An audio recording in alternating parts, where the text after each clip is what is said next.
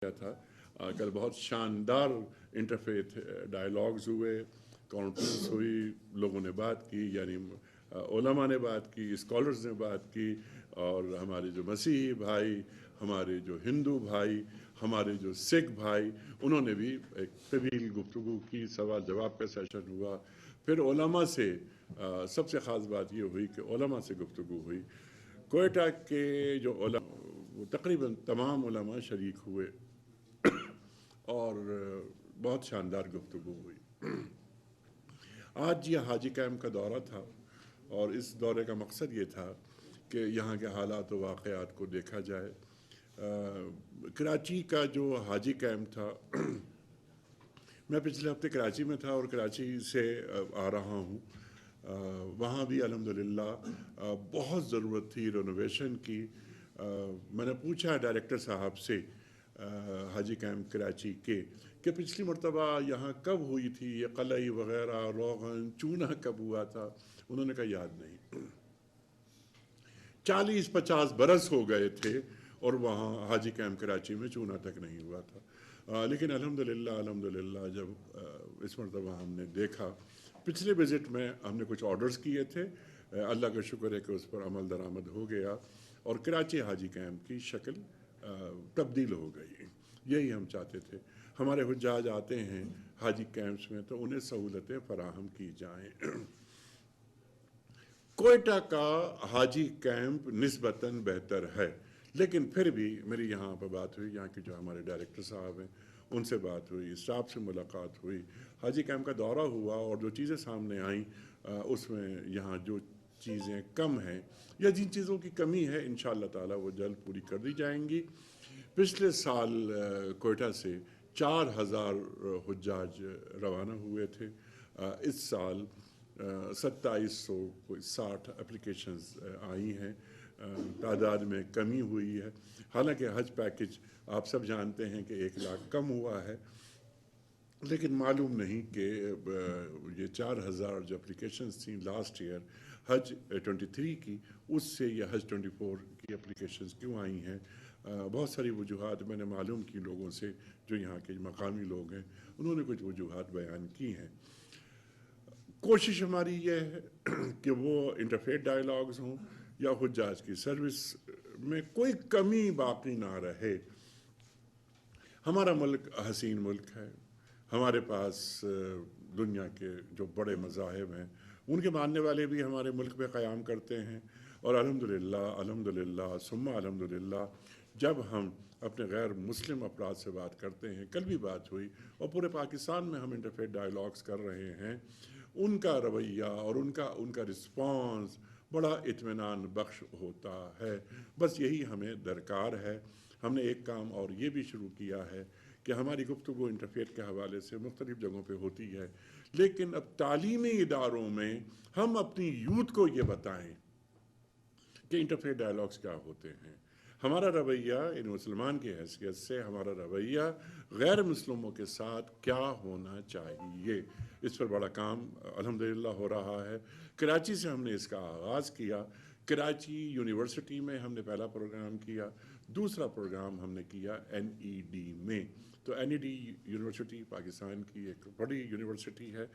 अब हम ये प्रोग्राम लाहौर और पेशावर और कोयटा, पाकिस्तान के दीगर बड़े शहरों में लेकर जा रहे हैं, और इंशाअल्लाह ताला हम अपनी यूथ में, अपने नौजवानों में ये बात मुतारिफ़ करवाना चाहते हैं कि ये सब हमारे भाई हैं, गैर मुस्लिम हैं, लेकिन इनके साथ कैसे रहा जाता है, इंसानियत पर मबनी माशरे कैसे होते हैं, कुरान हमें क्या तालीम करता है।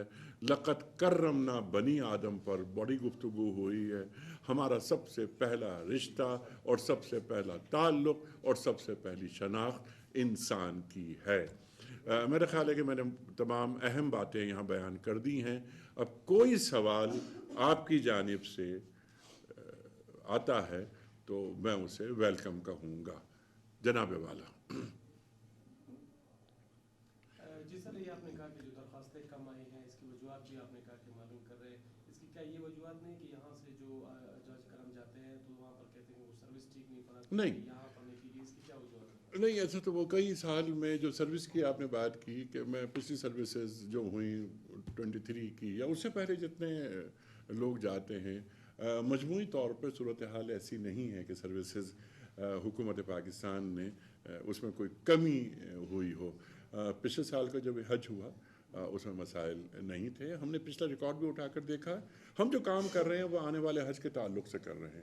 لیکن میرا خیال یہ ہے کہ لیکن اس پر ابھی میں وضاحت سے یہ بات نہیں کہہ سکتا, لیکن جو میں نے انفارمیشن گیدر کی اس کے نتیجے میں جو بات یہ آئی کہ کوئٹہ سے بلوچستان سے جو افغان مہاجرین بھی پاکستانی پاسپورٹ پر جاتے تھے وہ پاسپورٹ بلاک کر دیے گئے ہیں, اور وہ جو افغانی یہاں سے چلے گئے ہیں واپس اپنے ملک, ان کا اس کی وجہ سے یہ کوئی 1200-1300 حجاج کی تعداد کم ہے.